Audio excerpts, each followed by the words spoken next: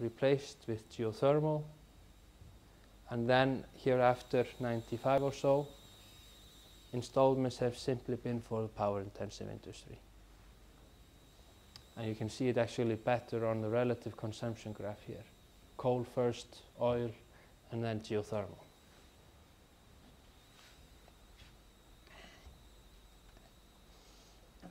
So for last year, 85% of the primary energy use is renewable, 66% geothermal and 90% hydro, of the total of 240 petajoules or so.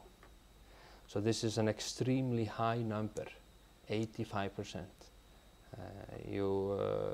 This is probably the highest, or this is the highest ratio of the OECD countries and probably in the world. Now in terms of stationary energy, all is renewable. In terms of electricity generation, 100.00% is with renewable energy, either hydro or geothermal. 73% hydro and 27% geothermal. In total, we are generating about 16 or 17 terawatt hours. Do you have any feeling of what a terawatt hour is? Do you know how much in the States you generate? I'm not sure.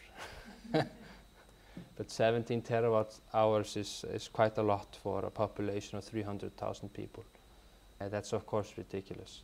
But when you have a drill rig and you have people building a power plant, and then all of a sudden you have an eruption, you know, the public always perceives it as it is, and you just add the two together.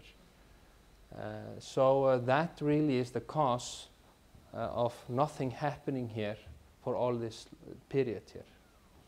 So as you can see, nothing happens, just nothing.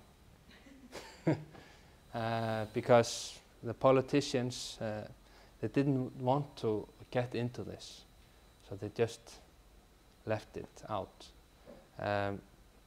Now, if you look at ETS systems in other countries, you could see the same thing happening because of the induced seismicity.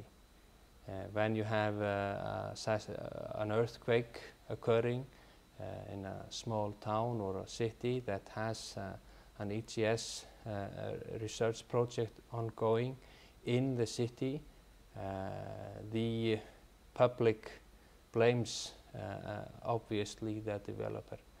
And if the developer hasn't approached the public beforehand and explained this a little bit better, the public would just want to stop ETS developing completely in their region, and that's understandable to some extent. So you always have to be careful when it comes to public acceptance and awareness, to keep the public aware of the actual facts. And this is an example of that not happening. But then we built the Nesjavellir plant, which is quite close to Reykjavik. Originally that was intended for district heating, because we were realizing that the low temperature fields in Reykjavik were not sustaining the demand for hot water. So we actually looked at Nesjavellir to meet the demand for hot water in Reykjavik. But they obviously knew as well that we had this possibility of generating electricity there as well. So that was their intention as well, to try that out. But they drilled a number of wells and they did all the tests before they ever decided to build the power plant. So this was not economical at all at the beginning, at least. But then they started to trust, and the politicians got on board and realized that we didn't have an eruption starting with the drilling, So that power plant was built, and then after that we had expansions, and then the two last ones were built, Reykjanes and Hellishey. And now we are looking at, if that, no, that's not the next one. I'll just say it in words. Now we are looking at expanding this further to 1,500 megawatts. Yes. Can you give us some kind of perspective as to the capital investment cost of Yes, and to attract tourists. Now then we have snow melting, which is a very important one as well. You can see here the restaurant Pearl here in Reykjavik, and the snow melting system in front of in the parking lot. My home is not does not have a geothermal heating system in the parking lot, and I live at 100 meters above sea level. So often in winter time, I've had problems with getting to work, and I would have appreciated if if they would have installed a heating system or a snow melting system when that was built. But then we have as well snow melting systems under some of the roads. So when you have the city planning a new district, they look at whether or not you might have a road that is very steep, for instance, and then you would install a snow melting system under that one. Okay. Then we have some industrial use. That's mainly drying of wood, pet food, cod heads that we export to Africa for some reason. Don't know why. But they have a good relationship with Nigeria. They buy a lot of cod heads from us that have been dried. But then we have used the geothermal for fish farming as well. That's an important part as well for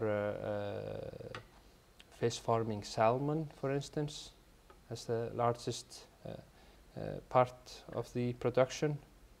And now what the geothermal heat does is that it raises the temperature of the water, and by having the temperature maybe 2-3 degrees Celsius higher, you increase the growth rate of the fish. You can't have it too hot, because then you have some problems with the other life forms forming in the water. Yeah. And then we have greenhouses, a number of greenhouses, which makes it possible for us to grow our own vegetables to some extent, some fruits as well, etc. So you could say that this makes the island of Iceland more self-sustaining to some extent. That if we would experience dramatic changes in the world economy that would isolate Iceland completely, and we actually almost experienced that with the financial crisis, we wouldn't have to completely take out vegetables in the stores, which normally we would have to do if we wouldn't have geothermal in the greenhouses. Yeah. Any questions on this? Okay. Now, in terms of planning, if you look at the country, we have abundant resources, and now we are looking at developing further both geothermal and hydro.